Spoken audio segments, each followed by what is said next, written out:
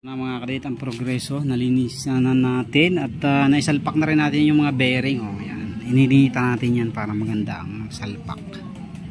Ayan. So ready to assembly na yan. Hindi lang natin na kayang assembly na ngayon dahil hapon na. So magsisimba naman tayo muna. Oh yan oh, linis oh. Linis na linis. Ganda. Ah. Degreaser lang katapat panlinis. Ayan. Ayan na. So assembly na lang natin yan sa Sabado.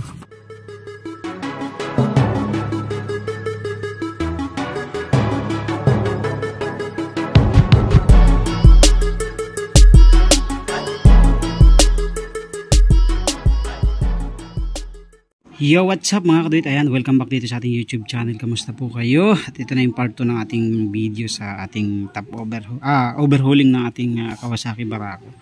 So ito na, napa-press na natin yung ating sigunyal. Ayan. 2.8 ang connecting rod, yung ating sigunyal okay pa naman. So kaya ito lang ang ating pinapalitan, connecting rod. Tapos side bearing. Kasi yung nang nakaraan, itong side bearing natin, umaalog ng ganyan oh. So ating pinapalitan na rin.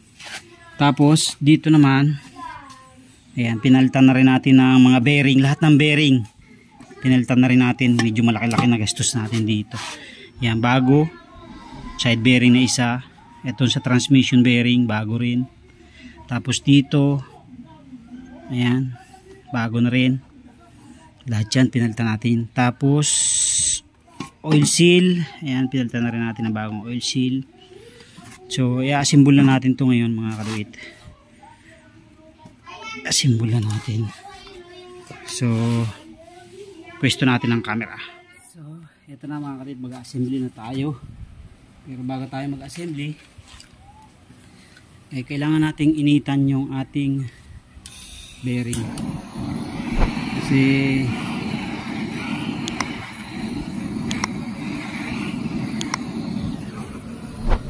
sunog.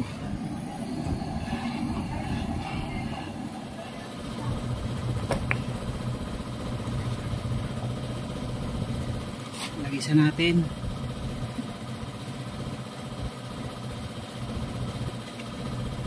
Tapos salpak natin mga kaduit. Yun.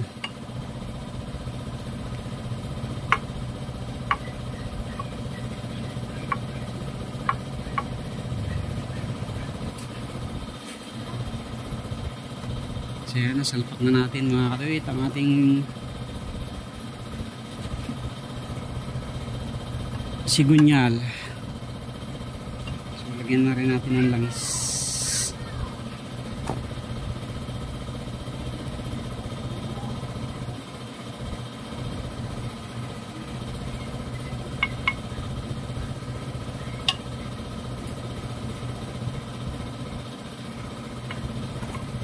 Okay. Mga kaduit, na ilagay na natin ang ating sigunyal. Inuna ko kasi ininit natin eh. So ayos na yan. Simulan natin yung ating transmission. So itong transmission natin, ayan, itong salpakan ng sprocket, ito yung sa taas. Tapos itong salpakan naman ng clutch housing ay sa ilalim. So ayan. So lagyan nyo na langis para madulas. Yan.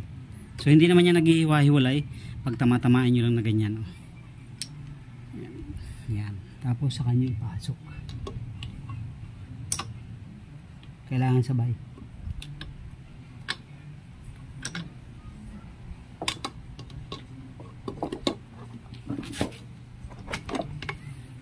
Okay. So hindi pa iikot yan hanggat hindi nyo pa nilalagay yung shifting fork. So itong shifting fork natin,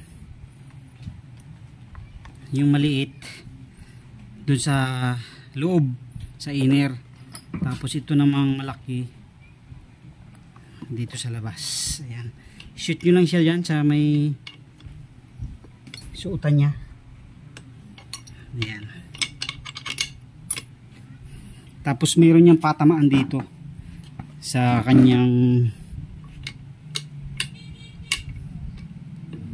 Yan, shifting drum. Yan yung kanyang shifting drum. Meron yan dulo.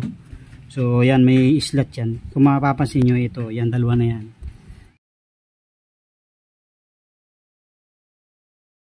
So dyan nyo isushoot yung ating shifting fork. Yan. Tapos itong isa naman, angat nyo lang ng konti para may-shoot nyo. Yan. So pag na-shoot nyo ng ganyan, magkatapat na yan, ilagay nyo na yung pin. So ito yung pin.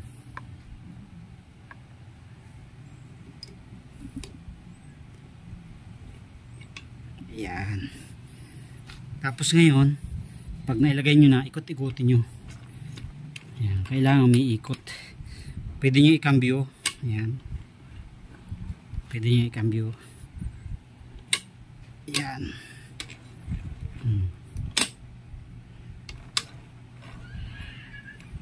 No. Pa.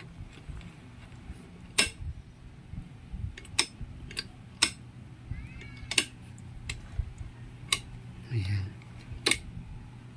So, yan na yung pinakasagad niya. Yan. Okay. Tapos, lagyan na natin ng lagyan natin ito muna ng ng pandikit paikot. Tapos ito, hindi ito basta-basta may isasalpak. Iinitan pa natin to para sumalpak dito. Hindi na natin ipapakita yung niyan, paglalagay ng pandikit tsaka pag-init. Pakita natin yung pag-init, yung pagdikit, hindi na. Basic na lang naman yun. So, yan na mga kadoy, dikitan na natin. Ito, initan muna natin to. Kasi kailangan yan talaga ay nainitan bago natin ipasok para hindi siya maganit.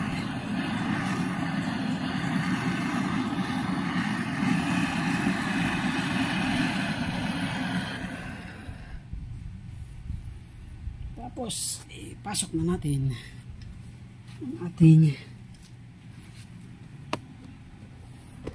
kabiyak.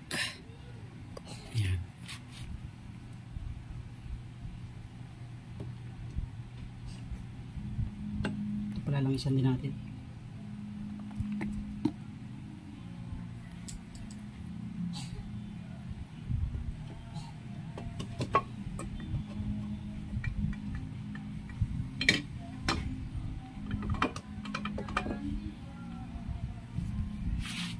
So yung dawil mga kaduwit, silipin nyo kung nandyan. So yun mga kaduwit, kabit na natin yung mga tornilyo. So yung malinis sa loob,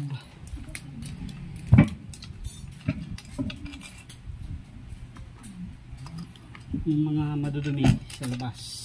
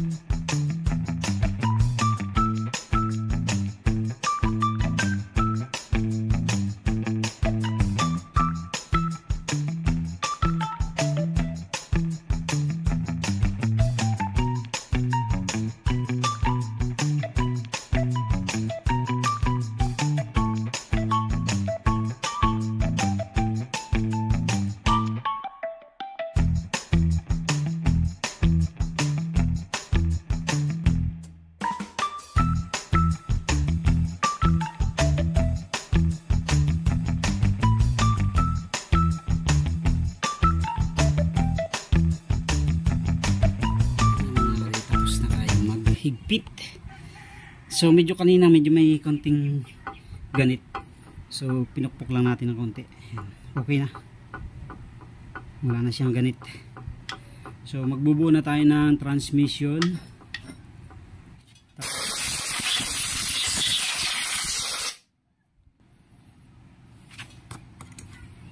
So tumigas na yung o-ring, papalitan natin itong mga o-ring na to. Meron naman dyan available yung o-ring ng ating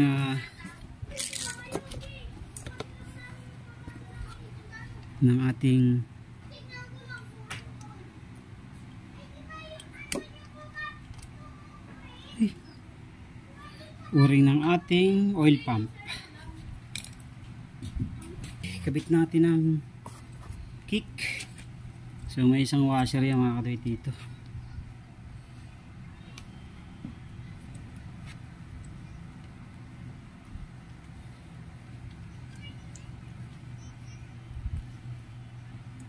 $400 plus.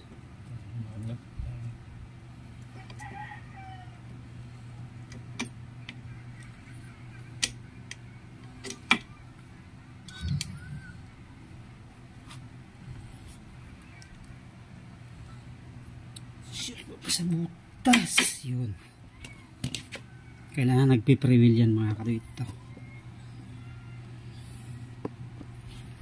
Tapos lagay natin ang idle gear.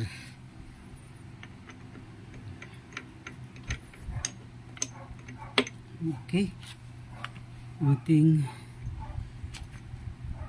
circlip lock.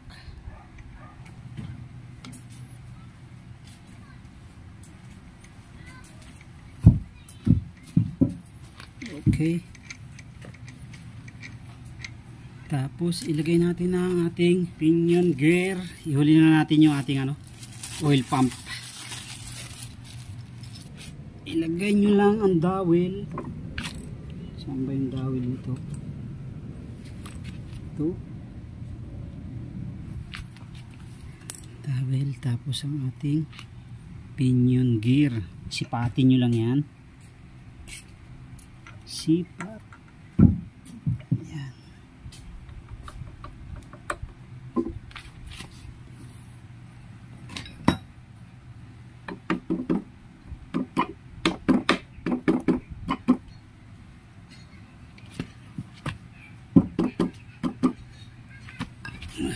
Yan mga kadwit. Tapos mayroon niyang isang washer. Ayan. 19.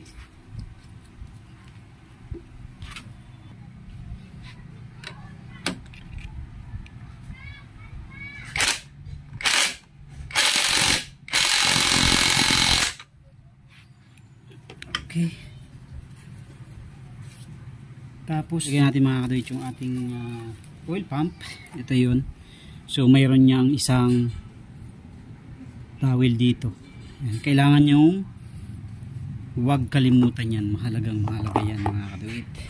So bago yan, lagyan muna natin ng bagong o-ring. So ito mga kadwit, may o-ring dito. Sakto kaya? So ayan na mga kadwit, ilagay natin yung dalawang o-ring natin. Importante kasi yung o-ring na yan mga kadwit. Hindi pwedeng hindi natin yan papalitan o kaya lalagyan, kasi para yung buga ng ating langis ay solid. Tapos dito lang sa oil pump natin, lagyan nyo lang ito ng langis. Yan. Tapos ikutin nyo lang. Ayan. So pag bumubula, ibig sabihin okay siya. Ayan. Pag kinabila mo, so meaning okay siya. So kabit na natin. Ito yung dowel. Ayan, lagay na natin dito sa kabila para hindi malaglag.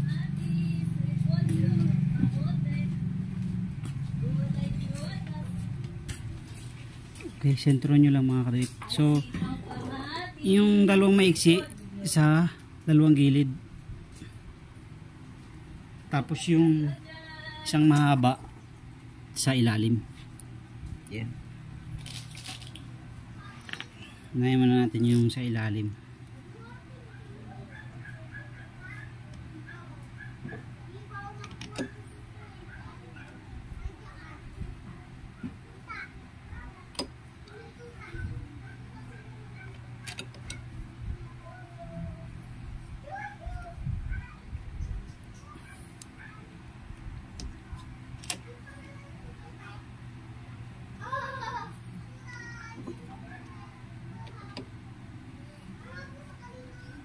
So dahan-dahan lang kayo magigpit dito mga kaduit kasi baka dumaplis, mabasag yung gear.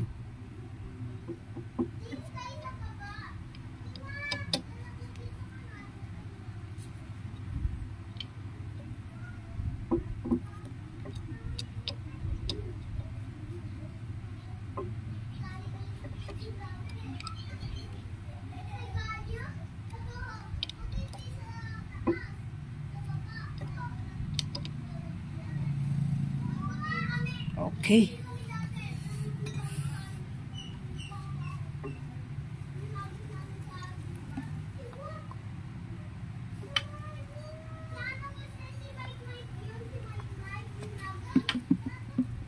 Okay, tapos na tayo maglagay ng ating oil pump.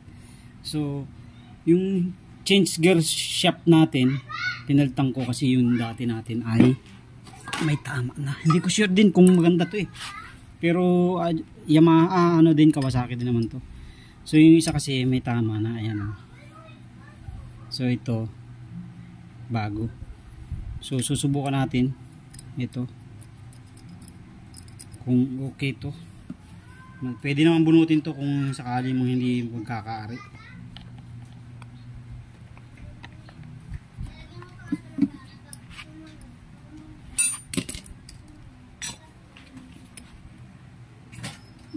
Pasok lang natin dyan. Tapos ito set up nyo lang yung ano sa maliit na gear itong ating star.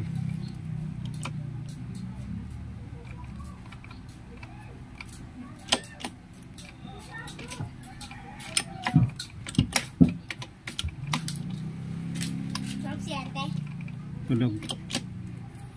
Yan. Set up nyo lang yan dyan mga kadoy. Tapos yan.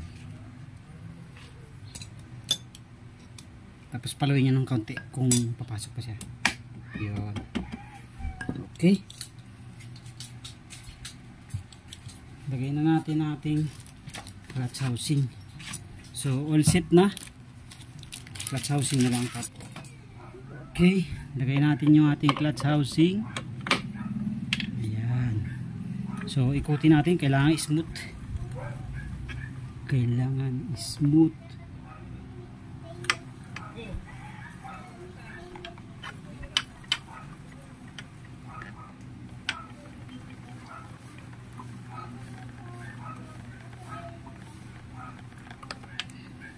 Ayan, lagay na natin yung ating washer.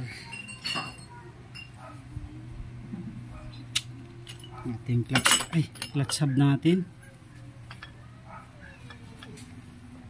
Clutch hub, ayan. Tapos ating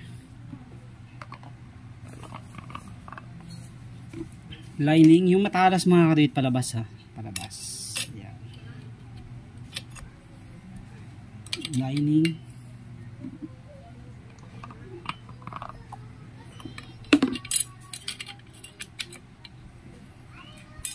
Plate.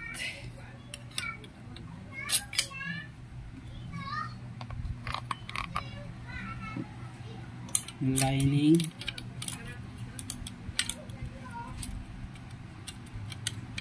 Sa lining kahit magkabaliktaran kayo dyan, walang problema.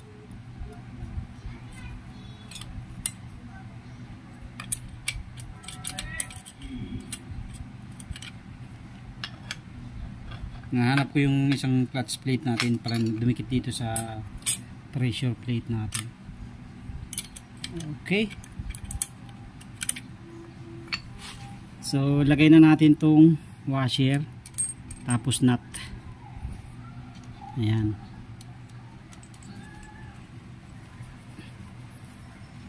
$22mm mga kadoy dyan.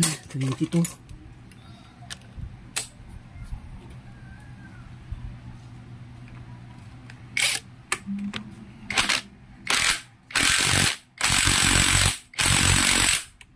Okay. Tapos ilagay na natin to.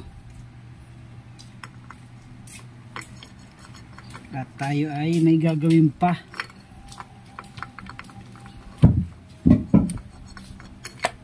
Okay, ilagay ang spring.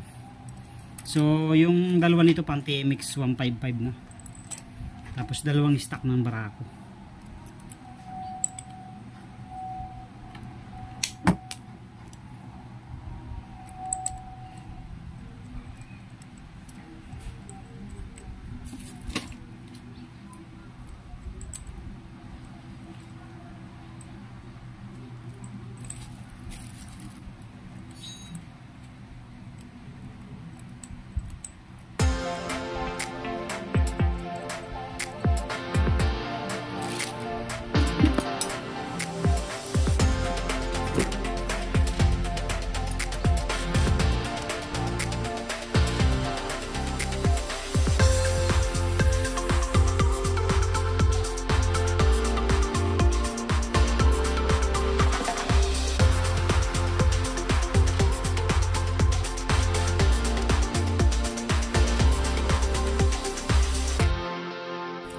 So yan na mga kadwit, hanggang dyan na lang muna ang ating gagawin ngayon. Bukas naman yung kabiyak. Okay na yan.